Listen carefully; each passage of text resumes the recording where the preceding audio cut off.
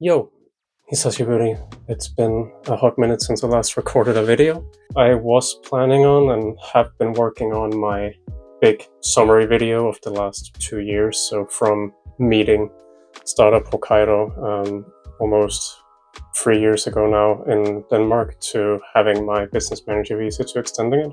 But it's a big project. It's taking a while. It requires an amount of time I haven't quite had for a good while, but it's in the pipeline, it's in the works. The motivation behind this video was a meeting I went to today with a fellow foreigner living in Japan who was interested in what their visa options and kind of their visa path might look like as a business owner in Japan. I've done that a few times, just talking to prospective entrepreneurs, sharing my story, sharing my experience, having lived here now for 2.5 years on both the startup visa and the business manager visa. One of the questions that came up during this conversation is probably the one I get the most, both in YouTube comments and LinkedIn DMs through various channels when meeting people in person and talking about this visa, which is the question of, should I do the startup visa or should I do the business manager visa? And it's an interesting question because at its core, it both makes sense and doesn't make sense. And I wanted to put a quick video together to elaborate upon why this question sort of doesn't make sense and what you should probably rather be asking instead to make the most informed choice about your visa path. But first, it is summer in Japan now. It's summer in Hokkaido, the one region of Japan that is actually inhabitable during the summer. It gets gruelingly warm, but not as bad as Tokyo or even further south than that. And summer here means the release of the Sapporo Classic summer beer, so the blue Sapporo Classic. We just had the green spring one, which is an amazing beer. For those of you that don't know, Sapporo is one of the biggest beer brands in Japan. It's one of the first as well. It's established, unsurprisingly, in Sapporo. They have a few beers that make it outside of Hokkaido, but the Classic is an exclusive to Hokkaido, and it's pretty much the default tap beer here. It's extremely popular. It's a really tasty beer. And yeah, they make these seasonal varieties. Thought it would be appropriate to start there. Oh yeah, that's good beer. No wonder they named an entire city after that. Second point of before I start rambling about visas is obviously a massive disclaimer that I am not, have never been and will never be a visa lawyer. So take every piece of advice I give with a grain of salt. Be sure to do your own research, especially on the prefecture specific things. And also knowing my usual editing pace, by the time this comes out, anything I might have said could be completely out of date because these visas are getting revamped a lot these days and I edit very, very slowly. Sapporo Classic out of the way, which again should be your first red flag about taking visa advice from me, and disclaimer out of the way. Let's get into it. So, as I said, the question asked to me probably the most frequently is, should I do the startup visa or should I do the business manager visa? And what I meant in the intro when I said that question is kind of off, or at least based on a misunderstanding about the visa, is that the startup visa exists purely and solely as a transitional visa into the business manager visa. So if you start a startup visa journey, that will end with the business manager visa, or would you like leaving the country essentially? So the point I'm getting at is that the business manager visa will never be something that you can opt not for in the case of entrepreneurship-based visas here. It's just a matter of how you get to it. So the question I find that is more helpful to ask is the startup visa relevant for me rather than just starting with a business manager visa? And that, like most other difficult questions, really depends. Whether the startup visa is relevant or not will often come down to which region you're looking to settle down into, because each prefecture has its own implementation of the visa and its own thing they're trying to achieve with it. So for example, in Hokkaido, they might be looking for specific verticals. In the case of Hokkaido, that tends to be agri-tech, AI, traveling and tourism is quite big here as well. Space tech as well is a massive vertical up here. And I also happen to know that specifically they're quite keen on startups that are trying to incorporate a company type called Kabushiki Kaisha. So that's a shareholder company that can be publicly traded and is very well structured for receiving investment. So venture capital investment or angel investment, because they really want companies that plan on growing their size and their headcount quite rapidly after incorporation. Different prefectures might have different preferences, different things to be looking for, which leads to one very important point, that not qualifying for the startup visa does not mean that you don't qualify for the business manager visa. They are separate entities. It's just that the startup visa only exists as a transitional visa where you get up to 2 years in 6-month increments to get ready and get qualified for the business manager visa.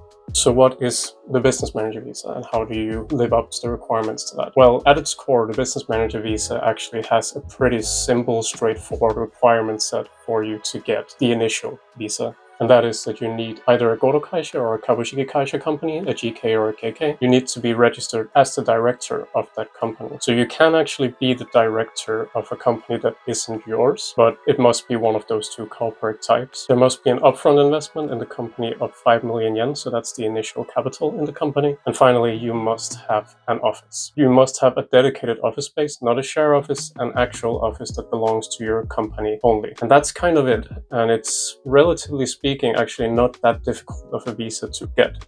What gets difficult about the business manager visa is maintaining it and keeping it, because year after year, initially you'll probably only get 1 year. You will be evaluated on the performance of your company. So is your company profitable? Are you paying your taxes on time? Are you operating a clean, well-run company? And also, are you personally making sure that you're on good foot with immigration? Are you reporting your moves correctly? Are you paying your taxes on time? So the business manager visa and your residency while on the business manager visa is fully reliant on the performance of the company that you are the manager of, which is fair, but it is a stressful way of life, especially if you're not operating a very high revenue company, because usually you're initially just be getting 1 year at a time. I got 1 year when I incorporated the company, and I got 1 year on my first extension, even though I was profitable. So what is the startup visa actually?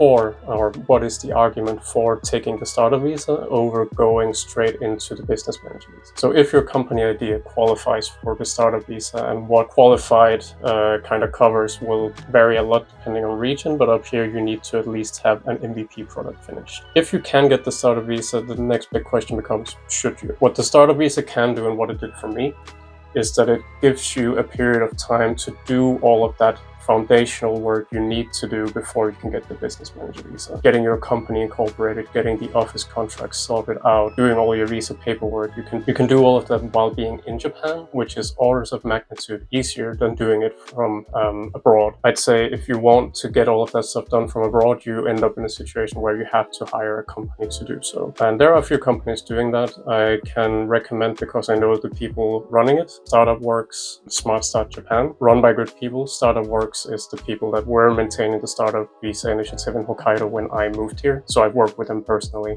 But yeah, if you don't have the funds to be throwing money at having a company managing your incorporation for you, and if you don't have another way of being in Japan for an extended period of time while preparing for your business manager visa, the startup visa is a really, really powerful visa to help you get started here. The other thing the startup visa can do is that you do end up being a part of these government-run programs that helps you get started. You get a lot of network upfront in the form of the other startup visa holders and the extended networks of the government entity that's running the startup visa program in whatever prefecture you're in. So there's a lot of advantages to it. The hard part about the startup visa, aside from qualifying for it, is that you are not allowed to generate revenue while being a startup visa holder, which means that you need to be able to sustain yourself while not making money throughout this entire period of being on the startup visa. This period can be anywhere from, these days it can go up to 2 years. When I started, it was up to 1 year. But pretty much the second you have a company incorporated and you're ready to start making money in that company, you should just transition into the business manager visa. I think the fastest transitioning up here was like 3 months from arrival on the startup visa to being a business manager visa holder. In my case, I stretched out the full year, but it varies a lot. Another case where the startup visa can be a really, really strong starting point is if you're the kind of company that requires investment to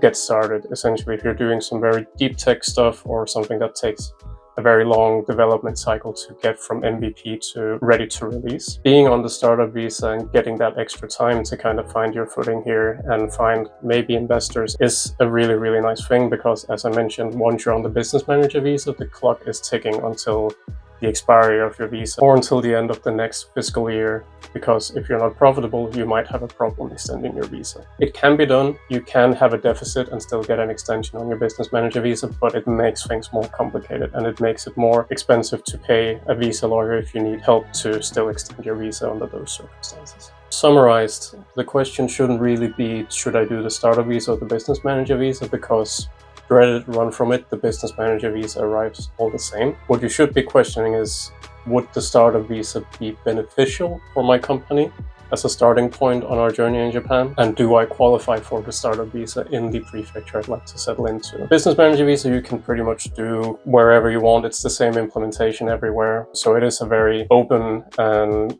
relatively requirement-wise easy visa to get up front, but you do need to do a lot of paperwork beforehand, and being on the ground in Japan beforehand and during this process can be really, really advantageous. One final note to leave you with is that qualifying for the startup visa or not does not really affect whether or not you qualify for a business manager visa. Qualifying for the business manager visa is, as I mentioned, pretty straightforward. So if you get a rejection for the startup visa, don't let that knock you off your path if you really want to do business here. Like, often rejections for the startup visa will be either a matter of your idea just not being mature enough, or the business plan not being solid enough yet, or that you just don't fit into the vision of the prefecture you're applying for. And usually they're very nice about communicating to you why you got rejected, so you can iterate and maybe come back if you're very insistent on the startup visa, or decide to just pursue the business manager visa straight out the gate, because while your business might be good, it is maybe just not what that prefecture is looking for. And yeah, that's all there is to it, I think. I hope this could maybe clear up some doubts about the difference between the two visas, or rather the connection between them, because one